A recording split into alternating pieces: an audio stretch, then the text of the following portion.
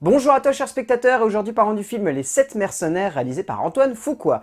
L'histoire c'est celle de la petite ville de Rose Creek qui est mise à mal par l'industriel Bartholomew Bogue. Et alors qu'Emma Cullen vient de voir son mari assassiné par Bogue, elle va décider de faire appel au tueur à gages Sam Chisholm pour sauver son village en fait. Et Sam, lui, va essayer de s'entourer des meilleurs mercenaires de la région.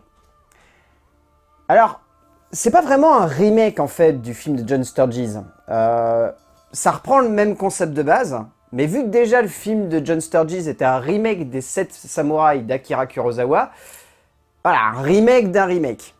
Mais c'est pas vraiment ça. C'est plus une réadaptation en fait. Ça reprend l'univers du western, ça reprend le concept des 7 mercenaires qui vont défendre un village, mais il y a tellement de détails qui sont changés entre les deux films, et en plus il y a plus de 40 ans qui séparent les deux films, même 50, et en soi, on peut pas vraiment le voir comme un remake. Et le film est vraiment bien en plus. Et à la fois est radicalement différent du film de John Sturges. En fait, on va complètement enlever ça tout de suite. Il n'y a aucune comparaison à faire entre les deux films. Le film de Fuqua est vraiment moderne et extrêmement classe. Et le film de Sturges est un classique. Voilà. Mais le film de Fuqua est vraiment bien, parce que c'est un divertissement qui est moderne, c'est un divertissement qui est simple, c'est un divertissement qui est classe, et c'est un divertissement qui est efficace, qui sait qu'il est ultra classique dans le genre du western, qu'il n'apporte rien de nouveau contrairement à un Tarantino, mais qui comprend son concept, qui comprend ses personnages, et qui essaye de les adapter à un univers qui lui est propre. Alors déjà au niveau du scénario, donc c'est adapté du scénario écrit par Akira Kurosawa, et il est signé donc par Nick Pizzolatto et Richard Wenk. Alors Nick Pizzolatto, ça devrait vous dire quelque chose, c'est le créateur de la série True Detective. Le scénario est bon parce qu'il mise beaucoup plus sur le charisme des 7 mercenaires. Là où le film de Sturges, un petit peu de comparaison, là où le film de Sturges misait beaucoup entre la relation que vont entretenir les mercenaires avec les gens du village, là le film joue beaucoup plus sur le charisme des différents mercenaires. Et on est plus voilà, sur la confrontation d'un groupe de personnages au caractère extrêmement varié, qui représente une Amérique de cette époque-là. Et ça c'est vraiment intéressant, parce qu'on se retrouve avec un Indien, avec un Mexicain, avec une espèce de brute des montagnes, et avec vraiment des personnages venant d'univers divers et variés. On a même un mercenaire qui est d'origine asiatique. Donc on se retrouve avec une palette de personnages qui est très large et qui essaye vraiment de représenter une vision de l'Amérique qu'aujourd'hui on a encore du mal à accepter. Donc le film arrive à la fois à avoir un message qui est en écho par rapport à l'époque où se déroule le western, et en même temps un message par rapport à notre époque, montrant que même à cette époque-là, on pouvait avoir une certaine ouverture d'esprit et se permettre voilà, d'aller chercher au-delà des frontières et d'accepter les gens pour ce qu'ils sont. Et le film parle beaucoup de ça. Il évoque à de nombreuses reprises le fait d'accepter les gens pour ce qu'ils sont et non pas pour ce qu'on voudrait qu'ils soient.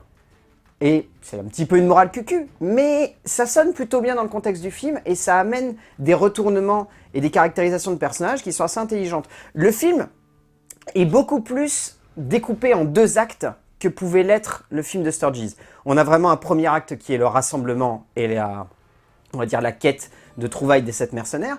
Et ensuite, on a la partie siège, où là, ça va être vraiment toute la préparation du siège dans la ville de Rose Creek.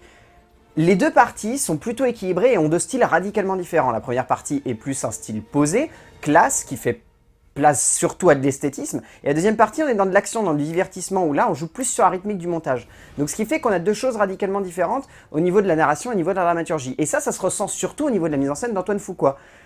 Passer une ouverture avec le personnage de Sam, qui fait vraiment penser à Django Unchained, mais à un degré, c'est stratosphérique, le reste est vraiment classe, parce qu'il a sa propre patte. Il arrive vraiment bien à filmer ses personnages, il arrive vraiment bien à s'accaparer le genre du western, c'est sa première fois, et on sent que Fuqua, il aime bien toucher un peu à tout. Il aime bien aller dans tous les genres, il aime bien aller dans tous les styles, il aime bien parcourir un peu le cinéma et voir à quoi il peut toucher et comment il peut y toucher.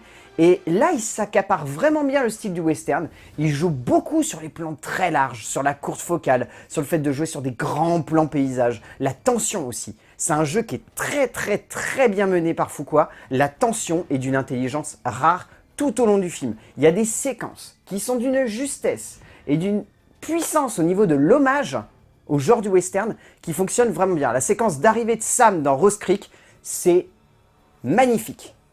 au niveau du rythme du montage, au niveau des plans, au niveau des cadres, au niveau de la structure, au niveau du décor, au niveau de l'utilisation des personnages, tout est là.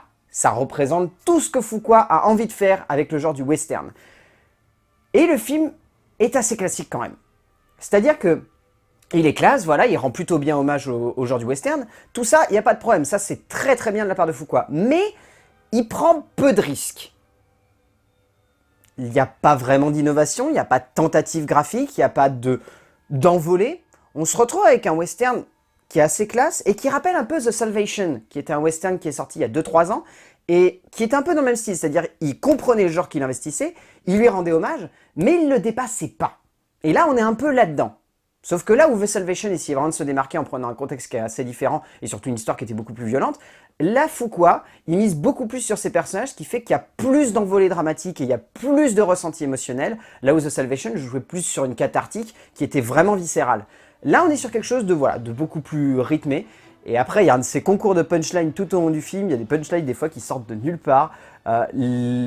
C'est assez extraordinaire. Il y a une punchline que sort Chris Pratt à un moment. Elle est extraordinaire, on ne sait pas d'où elle sort. Et justement, ça permet de rebondir sur les acteurs. Les acteurs, ils sont tous bons. Ils sont vraiment tous bons. Il y a une pléthore d'acteurs qui est absolument impériale. Bon, il y a Denzel Washington et Chris Pratt en tête.